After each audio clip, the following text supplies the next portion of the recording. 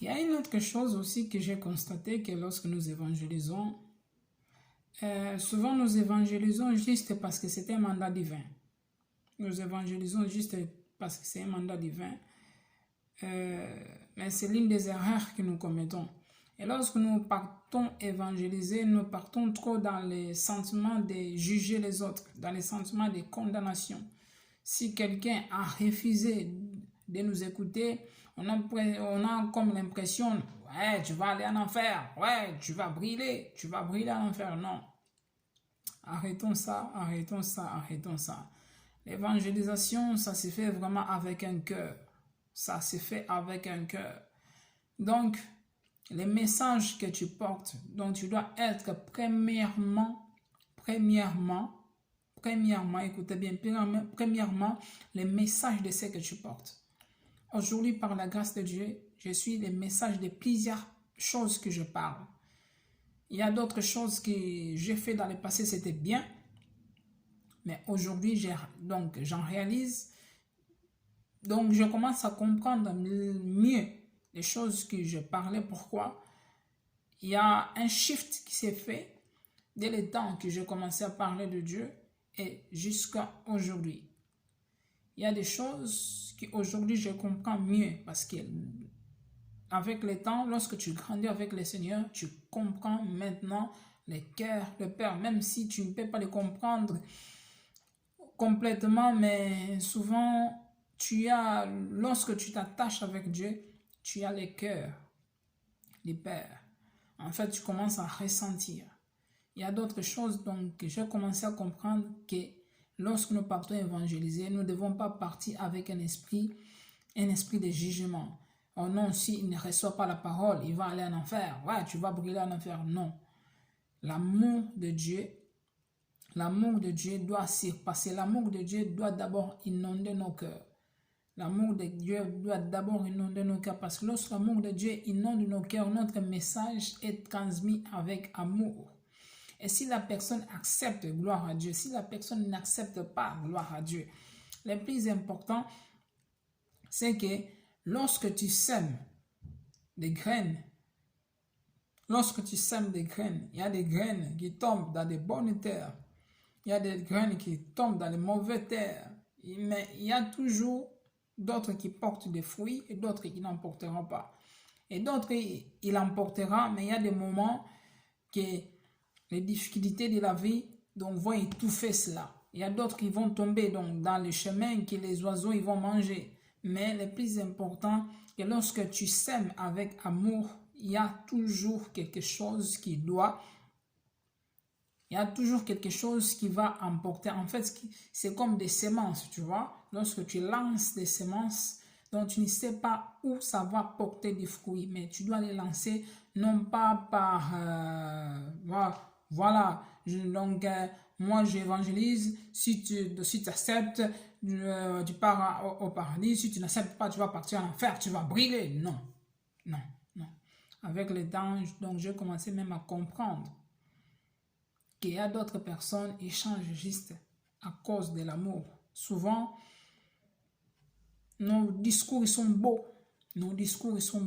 Mais nos cœurs, ils ont des problèmes.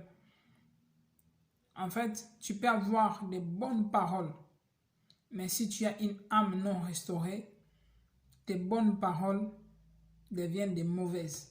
Ce sont des bonnes paroles, mais ça ne sent pas bon. Pourquoi? Il y a quelque chose qui entrave cela.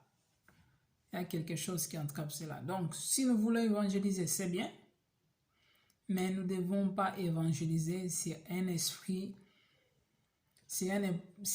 de jugement, c'est un esprit, voilà, que moi j'ai Dieu, j'ai Jésus, donc moi de toute façon, si je meurs, je vais au ciel, donc si toi tu meurs, tu partiras à l'enfer comme tu ne veux pas accepter la parole de Dieu. Non, non et non. C'est faux. Dieu, si nous connaissions réellement le cœur de Dieu,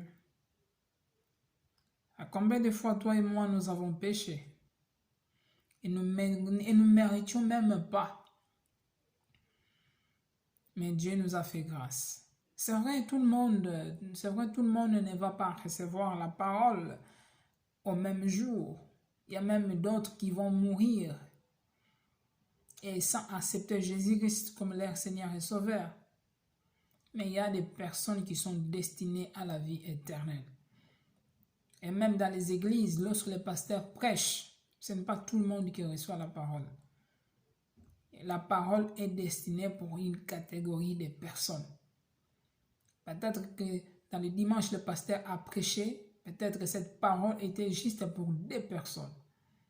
Mais l'église avait 8000 membres. Dans l'église, on était 30, on était 50, on était 100, 200, peu importe le nombre que nous étions. Peut-être que souvent la parole vient et échange tout simplement des personnes. Pourquoi la parole était destinée à eux? Si tu es dans un métro, tu prêches la parole, il y a une seule personne qui a reçu Jésus-Christ. Gloire à Dieu. C'était son jour. Et si tu étais là, personne n'a reçu Jésus-Christ, tu as été offensé ou autre, je t'encourage de continuer à faire et ne pas lâcher. Pourquoi? Parce que la graine a été sémée. Et si tu n'es pas encore en Christ bien-aimé et que tu veux recevoir Jésus-Christ dans ton cœur, je t'invite à faire cette prière avec moi. Seigneur Jésus, je te dis merci. Je te reconnais comme mon Seigneur et mon Sauveur. Je crois que tu es mort à la croix. Je crois que tu es ressuscité et tu es assis à la droite de Dieu le Père. Seigneur, je confesse que tu es mon Maître, mon Seigneur et mon Sauveur. Je te reçois comme mon Seigneur et mon Sauveur.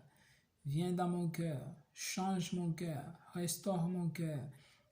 Libère-moi de toutes les fardeaux du passé. Cher Saint-Esprit, viens m'aider dans la restauration de mon cœur.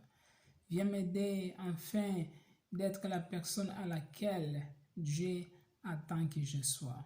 Je m'attends à toi. Je me livre complètement à toi. Écris mon nom dans le livre de la vie et fais de moi une personne qui glorifie ton nom. Dans le nom de Jésus. Amen. Amen. Amen. Que Dieu vous bénisse abondamment et à très bientôt. Ciao.